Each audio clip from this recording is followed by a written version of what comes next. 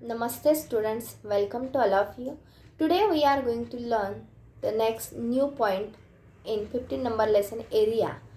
तर नमस्कार विद्यार्थी मित्रांनो, आज आपण एरिया म्हणजे क्षेत्रफळ या पाठातील नवीन पॉईंट पाहणार आहोत. तो म्हणजे एरिया ऑफ ए सर्कल म्हणजेच वर्तुळाचे क्षेत्रफळ. बरोबर आहे. वर्तुळाचं क्षेत्रफळ हे सूत्र आज आपण नव्याने पाहणार आहोत. मागील इयत्तेमध्ये आपण वर्तुळाची त्रिज्या, वर्तुळाचा व्यास, वर्तुळाची जीवा आणि वर्तुळाचा परिघ आपण या कन्सेप्ट आपण 7th स्टँडर्डमध्ये पाहिलेले आहेत. तर वर्तुळाचा व्यास म्हणजेच तो डायमीटर डी या अक्षराने दाखवला जातो. वर्तुळाची त्रिज्या आर ही आर या अक्षराने दाखवली जाते आणि वर्तुळाचा परिघ म्हणजे सर्कम्फरन्स ऑफ ए सर्कल तो आपण सी या अक्षराने दाखवला जातो. आणि वर्तुळाच्या परिघाची दोन सूत्र आपण बघितलेली आहेत. सी सर्कम्फरन्स सी म्हणजेच वर्तुळाचा परिघ C is equal to 2πr आणि दुसरं सूत्र आहे वर्तुळाचा परिघ C is equal to pi D. ही दोन सूत्र म्हणजेच काय आहे, वर्तुळाच्या परिघाची सूत्र आहेत. बरोबर. आज आपण पाहणार आहोत वर्तुळाचं क्षेत्रफळ बरोबर पाय वर्ग हे सूत्र आहे. इथे पायची व्हॅल्यू आपण पाहणार आहोत. पायची व्हॅल्यू काय आहे, पायची व्हॅल्यू 22/7 असते किंवा ऑर किती असते 3.14. बरोबर. तर इथे तुम्हाला हा घटक माहिती पाहिजे. पाय हा एक ग्रीक कॉन्स्टंट आहे. बरोबर आहे. ग्रीक स्थिरांक आहे. तो आपण 22/7 ही त्याची किंमत आहे. याला आपण पाय असं बोलतो. बरोबर आहे. तर वर्तुळाचं क्षेत्रफळाचं सूत्र आहे पाय आर वर्ग म्हणजेच area of a circle is equal to pi r square. Okay.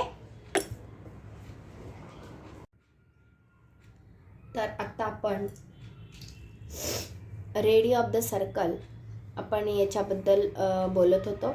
तर आज आपण प्रॅक्टिस सेट 15.6 म्हणजे सराव संच 15.6 आपण बघणार आहोत. त्यातलं क्वेश्चन फर्स्ट आहे radii of the circle are given below, find their areas.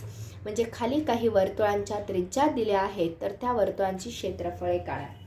यामध्ये तुम्हाला काही त्रिज्या दिलेल्या आहेत. तर पहिली त्रिज्या आहे 28 सेंटीमीटर. आता त्रिज्या ही आपण कशी दाखवतो, आर या अक्षराने दाखवतो. तर त्याचं काय काढायला सांगितले, खाली वर्तुळांच्या त्रिज्या दिल्या आहेत म्हणजे रेडियस दिलेली आहे, त्यावरून आपण वर्तुळाचं क्षेत्रफळ काढायचे. तर वर्तुळाचे क्षेत्रफळ काढण्याचं सूत्र आहे पाय आर स्क्वेअर. बरोबर आहे. सो रेडियस म्हणजेच आर, रेडियस म्हणजेच आर, त्रिज्या किती दिलेली आहे 28 सेंटीमीटर दिलेली आहे. म्हणून एरिया ऑफ ए क्षेत्रफळ area of a circle. Okay. आपल्याला क्षेत्रफळ काढायचे. बरोबर आहे. Area of a circle, area of a circle is equal to pi r square. हे सूत्र आहे वर्तुळाचं क्षेत्रफळ. बरोबर. एरिया ऑफ ए सर्कल म्हणजेच वर्तुळाचे क्षेत्रफळ. बरोबर आहे. वर्तुळाचे क्षेत्रफळ बरोबर pi r square. Pi r square म्हणजे पाय आर वर्ग. बरोबर आहे. पायची व्हॅल्यू इथे आपण सांगितली 22/7 किंवा 3.14. जेव्हा तुम्हाला काहीच दिलेलं नसतं तेव्हा तुम्ही 22/7 पुट करू शकता, ठेवू शकता. पायची व्हॅल्यू 22/7. पाय आणि आर वर्ग या दोघांमध्ये गुणाकाराचं चिन्ह आहे. आर स्क्वेअर म्हणजे इथे रेडियस दिले 28, त्या दोघांचा वर्ग म्हणजे 28चा 2 वेळा गुणाकार. खाली काही नाही म्हणजे आपण 1 लिहू शकतो. बरोबर आहे.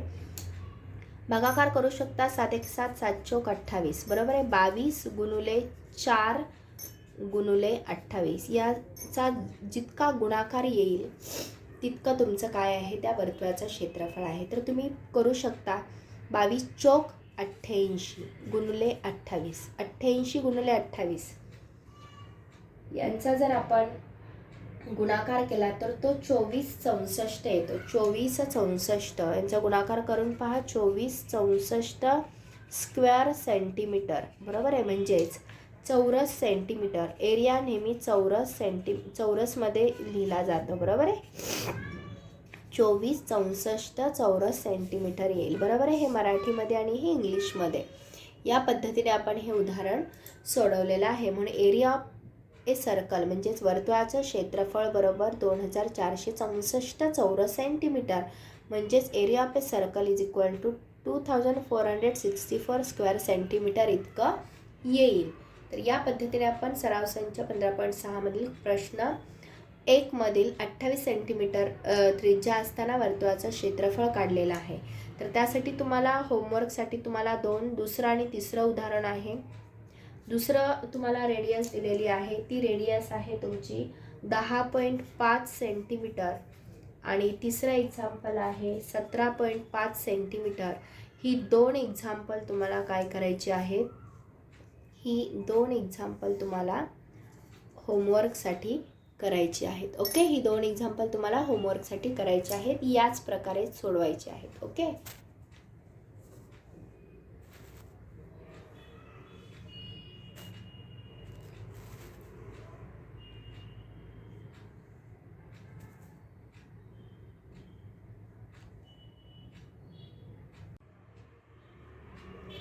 त्याचबरोबर आपण सराव संच 15.6 मधील आपण प्रश्न दुसरा पाहतो आहे.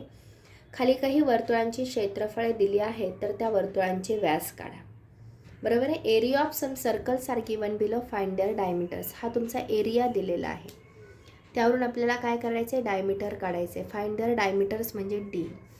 यामध्ये तुम्हाला डी इज इक्वल टू म्हणजे डायमीटर, डी व्यास तुम्हाला काय करायचं आहे, शोधायचा आहे. एरिया दिलेला आहे, एरिया म्हणजे क्षेत्रफळ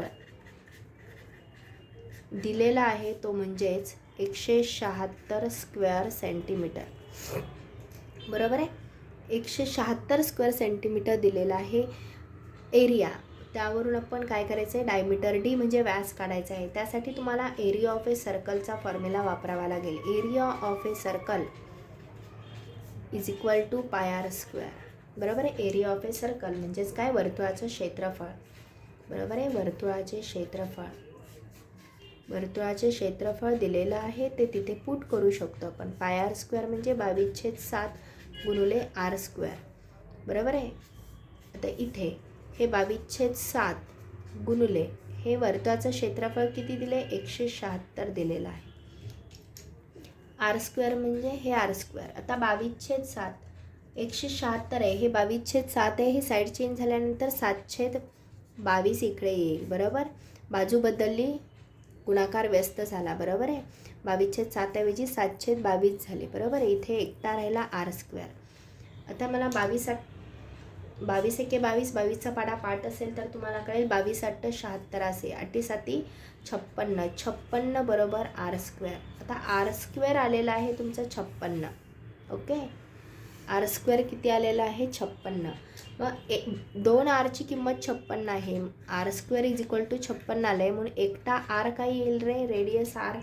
आर म्हणजे आपण रेडियस काढतो. 56चा स्क्वेअर रूट वर्गमूळ काढायचं आपल्याला, कारण इथे आपण वर्गमूळ घेतलेला आहे. बरोबर आहे. मग आर बरोबर 56चा वर्गमूळ आहे का, 56 ही कोणत्या संख्येचा वर्ग आहे, तर 56 ही कोणत्या संख्येचा वर्ग नाही, पण 56चे आपण काय करू शकतो, फॅक्टर पाडू शकतो. किती फॅक्टर पाडू शकतात, 14 चौक 56. बरोबर आहे. आता 56, आता आर आपल्याला ॲक्च्युली विचारलंय काय त्यांनी, रेडियस तुमची 56 रूट 56, याचे वर्गमूळ काढता येत नाही, म्हणून आपण काय करू शकतो, त्याला वर्गमुळातच ठेवू शकतो. ही झाली आपली रेडियस. आता आपल्याला विचारले काय, डायमीटर. मग डायमीटर म्हणजे काय, डायमीटर म्हणजे व्यास. व्यास तो आपण डीने दाखवतो. डी कसा असतो, व्यासाचं सूत्र आहे त्रिज्येच्या दुप्पट 2 गुणुले आर, म्हणजे 2 गुणुले रूट 56 हा तुमचा काय येईल, 2 गुणुले रूट 56 हा तुमचा काय येईल, डायमीटर डी येईल. बरोबर आहे. व्यास काय येईल तुमचा, 2 गुणुले 56 रूट 56 म्हणजे हा तुमचा वर्तुळाचा व्यास असेल. बरोबर. त्यानंतर तिसरा प्रश्न आहे, find the areas of the circle if it's circumference is 88 centimetre. जर एका वर्तुळाचा परिघ 88 सेंटीमीटर आहे तर त्या वर्तुळाचं क्षेत्रफळ काढा. म्हणजे इथे वर्तुळाचा परिघ पहा, वर्तुळाचा परिघ सी बरोबर काय आहे, 2πr हे सूत्र आहे. वर्तुळाच्या परिघाचं हे सूत्र आहे, जे सर्कम्फरन्स, इंग्लिशमध्येच त्याला काय म्हणतो, circumference of a circle is equal to c is equal to 2 pi R, हेच इंग्लिशमध्ये लिहिलेलं आहे. बरोबर आहे. यामध्ये तुम्हाला काय करावं लागेल, पहा इथे सी सर्कम्फरन्स, परिघ 88 सेंटीमीटर दिलाय म्हणून 88 परिघाच्या खाली लिहिलं. बरोबर आहे. इथे आपण 2 गुणुले 22/7 गुणुले आर आपल्याला माहिती नाही आहे. बरोबर आहे. आर काढायचा आहे. Find the areas of the circle. Area काढण्यासाठी तुम्हाला पाय आर वर्ग तुमचा फॉर्म्युला आहे. मग इथे पाय आर वर्ग जर हे एरिया काढण्यासाठी आधी रेडियस माहिती पाहिजे. बरोबर आहे. मग रेडियस काढावी लागेल आधी. बरोबर. 88. आता 22/7, 22 दुने 44/7. इथे तुमचं काय येईल, 44/7. पहा, या किमती आपण पुढील पानावरती घालूयात. पहा विद्यार्थी मित्रांनो, इथे c is equal to circumference, c is equal to 2 pi R. बरोबर आहे. सर्कम्फरन्स तुमचा किती दिलेला आहे, 88 दिलेला आहे. बरोबर. 2 गुणुले 22/7 गुणुले आर, म्हणजे 88 हे बरोबर 22 दुने 44/7 गुणुले आर. 88 हे 44/7 यांची बाजू बदलली की काय होईल, 7/44, 7/44 होईल. बरोबर. इज इक्वल टू चिन्ह आहे असंच हे आर. 44 एके 44 दुने 88, 7 दुने 14 बरोबर आर. म्हणजे तुमची त्रिज्या किती आली इथे, त्रिज्या आर बरोबर किती आली आहे, 14 सेंटीमीटर आलेली आहे. बरोबर आहे.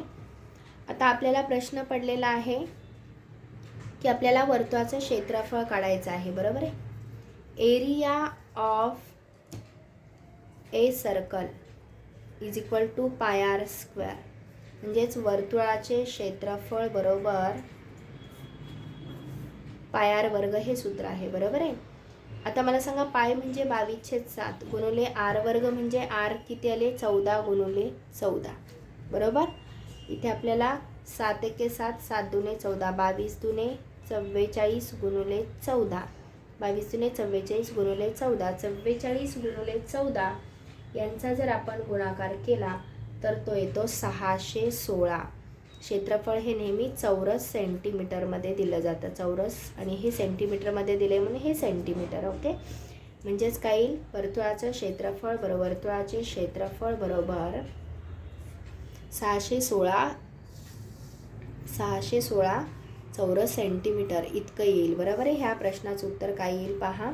एका वर्तुळाचा परिघ जर एवढा दिला असेल तर त्यावरून आपण काय करणार आहोत, वर्तुळाचं क्षेत्रफळ काढणार आहोत. पहा इथे तुम्हाला वर्तुळाचा परिघ दिलेला आहे. ओके. यावरून आपण हे उदाहरण सोडवणार आहोत. बरोबर आहे. अशा पद्धतीने हे उदाहरण आपल्याला सॉल्व करायचं आहे. तर टुडेज होमवर्क म्हणजे आजचाच होमवर्क आहे to solve practice set 15.6 in your notebook. सराव संच 15.6 हा पूर्णपणे तुमच्या वहीमध्ये तुम्हाला आज सॉल्व करायचा आहे. ओके. थँक्यू.